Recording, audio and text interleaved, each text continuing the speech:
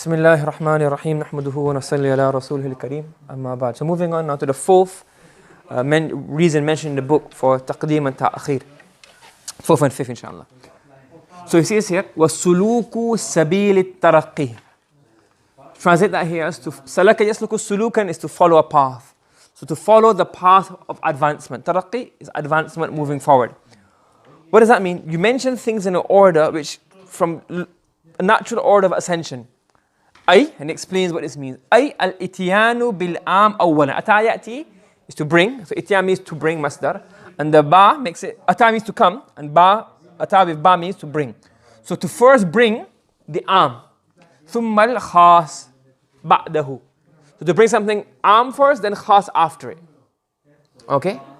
Okay. لأن العام, because the عام, if you mention it after خاص, there's no فائدة for it. For example, he says, هذا الكلام صحيح فصيح بليغ. This kalam is صحيح, فصيح and بليغ.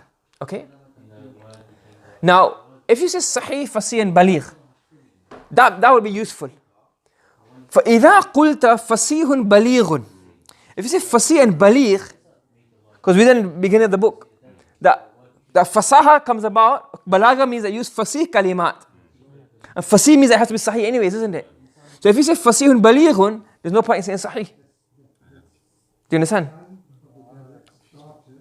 Okay. What does sahih mean? It's correct in terms of nahw and sarf.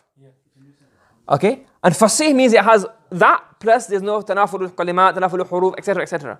And balagah means matches the necessities of the requirement, matches the requirements. Now, if you say this, for example, sahihun, so you think, okay, sahih, maybe nahwa is sahih, maybe what if it's not got tanaful kalimat? What if it's not, it's sahih, not fasih? You say, sahihun, fasihun. Okay, you know it's sahih and fasih, but is it baligh or not? Do you understand? Okay? Is that, for example, if you go for interview, okay, you wouldn't say, I've got a bachelor's and A-levels and GCSEs, plus I graduated from primary school. Would that make any sense?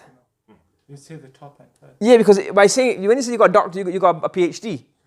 That's the highest level of, as far as I know, of education, formal education. Do you understand? There's no point mentioning your primary school. So you could say, for example, in your CV, that he went to this primary school, he got very good grades in primary school, they went to GCSEs, and he did GCSEs, he got this many A's, or I think the system is changing now, it's not A's anymore, it's numbers.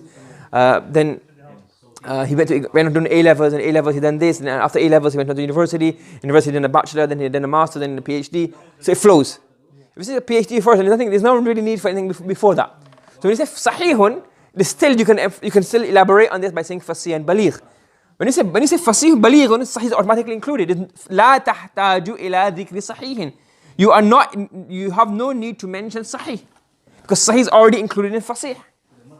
وإذا قلت بليغ, if you say هذا الكلام بليغ, it has to be sahih and it has to be fasih, because بليغ kalam means the kalam is fasih and sahih and it matches the muqtada al-hal. So if you say إذا قلت بليغ, if you say هذا الكلام بليغ, لا تحتاج إلى ذكر صحيح ولا فصيح. You no longer need to mention sahih or fasih. So is it just saying that if you say, for example, something's got a baligh, then straight away you know it's fasih and sahih? Yeah. Is that what we did in the example? رب اغفر لي ولوالدي وللمؤمنين رب اغفر لي ولوالدي ولمن دخل بيتي مؤمنا وللمؤمنين والمؤمنات. If you say mu'minin and mu'minat first, then it's like, okay, everything else is included in it anyways. Like you give the example that, oh, Allah give me everything. Yeah. If you say, Allah, if you make a dua, Allah give me everything, and it's khalas. So then it doesn't. So you say at the end, you get things like that, whatever khair, not everything, but every khair that I have missed out, grant it to me.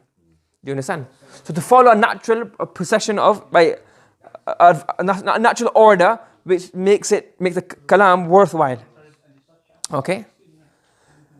Right. The fifth reason mentioned in the book, where you have a particular taqdeem and ta'khir, where you bring things in a particular order, is راعاة الترتيب الوجودي, to preserve the actual order. And we give the example, لا تأخذوا سنة ولا نوم. Sina means a doze and no means sleep. So you mention in this particular order because this is how things actually occur in real life. Okay? Do you understand? We explained this in detail before. And this is actually the text of the book now, we're just implementing it. So here's the taqdeem and ta'khir between a musnad ilayh and between a ma'tuf and ma'tuf alayh. Okay, as I said here, he doesn't differentiate between the order of musnad or musnad ilay or sentence. He just mentioned generally, these are the reasons of taqdeem. And we went through the reason of musnad ilay taqdeem, musnad taqdeem, the muta'alliqat taqdeem, the jumlas taqdeem, the ma'tuf taqdeem, etc., etc. Yeah?